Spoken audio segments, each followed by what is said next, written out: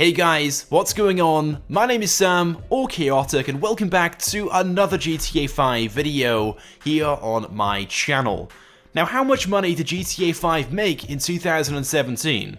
That's the question I'm going to be answering in today's video. And I can assure you guys, it's a figure which many of you probably won't believe. But 2017 was a very successful year for GTA 5, the most successful year on record according to Rockstar Games, with more players than ever playing the game and a massive rise in profits as well. But unfortunately, exact and official figures haven't been shared anywhere online. But it's a question which most people would like to know the answer to, hence why I'm sure most of you guys are watching this video right now. Well, although Rockstar may have not shared any exact figures themselves, Take-Two Interactive, the publishing company of GTA 5, are a public company. They're on the stock market, which means they have to share their financial data. And using this, we can work out some rough estimates.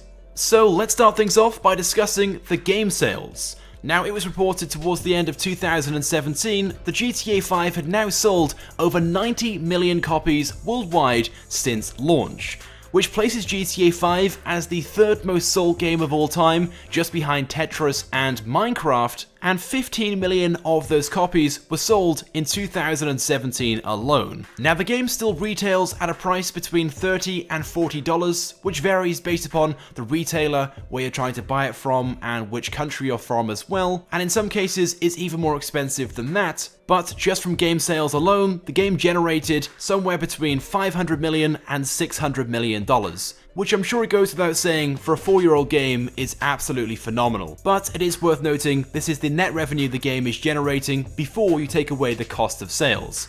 Rockstar, of course, don't take 100% of these profits. The retailers who are selling these games, of course, get a percentage and take a cut from each sale. And then, of course, there is the cost of making the game. If you purchase a hard copy on disc, there's the cost to make that and distribute it. And although I don't know the exact cost behind this and exactly what percentages the retailers get, but I think it's safe to say that Rockstar still gets a big cut from this. Now, although $500 to $600 million, or over $500 million, sounds like a lot of money, supposedly this wasn't the real moneymaker. And I'm sure without even saying it, you guys know exactly what I'm referring to. The real moneymaker is, of course, the sale of shark cards. But again, exact and official figures on exactly how many shark cards have been sold have never really been released. There was once an announcement made by Rockstar in late 2015 that over 500 million had been generated from the sale of shark cards alone since launch. But it's worth noting that since then, in 2016 and 2017, we have seen increased performance levels with more players playing the game than during 2013, 2014, and 2015. And of course, in the last 2 years, in 2016 and 2017, we have seen a lot more larger updates as well, with 3 of the biggest and most popular updates being released last year alone. And it's also worth noting that during each financial report and each quarter, Take-Two Interactive noted that there were increases on the sale of microtransactions and in-game currency across all the games that they publish and release over previous years, thus meaning that 2017 was the record year for shark card sales. But again, unfortunately, we can't say for definite exactly how much money was generated from these shark card sales, but what we can do is make estimates based upon the financial data that Take-Two Interactive shared each quarter. So between January 1st and March 31st at the start of 2017, Take-Two Interactive had a net revenue of $571 million. And it was reported that 24% of this was from recurrent consumer spending, the sale of in-game currency, microtransactions, and the purchase of game add-ons. Now, it's worth noting that Take-Two Interactive, of course, don't just publish GTA 5, they publish games for other developers, games like Mafia 3, NBA, WWE, and so on. But it's worth noting that GTA 5 is by far the largest and one of the main contributors, which they state each time in their financial reports. So supposedly, out of the 571 million from net revenue, 137 million of that is from the sale of in-game currency and microtransactions. And like I said, 100% of this is not from shark cards, but it's safe to assume that a large percentage of this would be from the sale of shark cards, so I'm going to estimate around $100 million. And it was during this period that vehicles from the import and export update were still being released and drip-fed into GTA Online, and then in March, we saw the release of the Cunning Stunts Special Vehicle Circuits update. Then during the next quarter, between April 1st and June 30th, of course we saw the release of drip-fed vehicles from the Cunning Stunts update, and one of the largest updates we've ever received in GTA Online, the gun running update. Now during this period, Take-Two Interactive received a net revenue of $418 million, and it was reported there was a massive increase with recurrent consumer spending of 41%, which means from microtransactions they generated $171 million. And of this, given the size and the amount of content that was being released into GTA Online, I'm going to estimate around $150 to $160 million of that is from shark cards. An even larger increase was then made during the next quarter between July 1st and September 30th, where of course we saw the continuation of the drip feeding from the gun running update, and then the release of the Smuggler's Run update towards the end of August. There was a net revenue of $443 million, with 48% of that being from recurrent consumer spending, which means almost $213 million of that is from microtransactions, with an estimate of $200 million being shark card sales. And then finally, the last quarter between October 1st and December 31st, this being the main Christmas period, where again we saw the continuation of the drip feeding from the Smuggler's Run update and the release of one of the largest updates again in GTA Online, the Doomsday Heist update.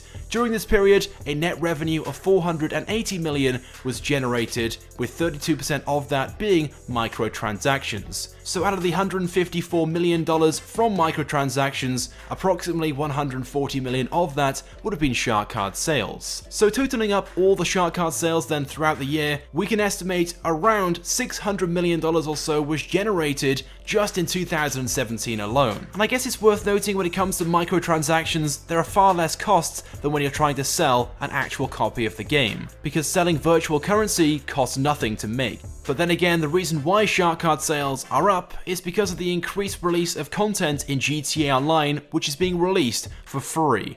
So it's the sale of shark cards which covers these costs, to of course produce the content and the updates that are being released in GTA Online. But for now, not taking any of the costs into consideration, we can work out an estimated amount of revenue generated from GTA 5 in 2017. And with approximately 500 to 600 million being made from game sales alone, and then approximately 600 million from shark card sales, the revenue generated is somewhere upwards of $1.2 billion. Which is an absolutely phenomenal and staggering amount of money for a game that's over 4 years old to have made. But then again, isn't exactly surprising with it being one of the most successful and best performing games of 2017. In fact, pretty much every single week, it was in the best-selling games of each week in the US and the UK, maintaining its place in the top 5 most weeks of the year. We of course also saw the release of 3 incredible and major updates in 2017 as well, with the release of the gun running update in June, then Smuggler's Run at the end of August, followed by the Doomsday Heist update in December.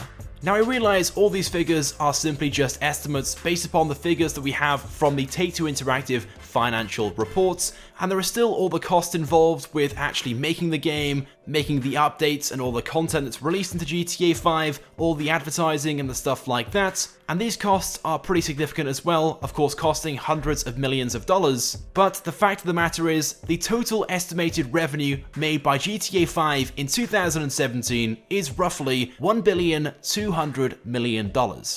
A figure which I am pretty sure most of you guys watching right now won't fully believe.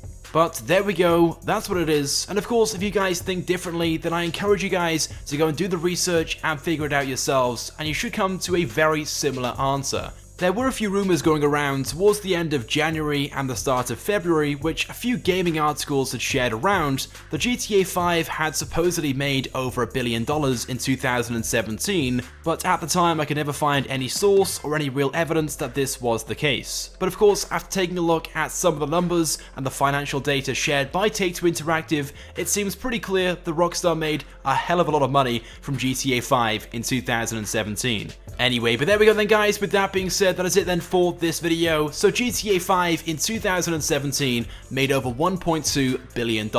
If you guys had $1.2 billion, what would you buy? So go ahead and leave a comment right now and let me know. If you guys could also drop a like on this video, it would of course be greatly appreciated, and it helps me out a lot. And if you haven't subscribed to my channel, make sure you do, because I upload all the latest and the greatest Grand Theft Auto 5 content. So as always guys, thank you very much for watching, and I will see you guys next time.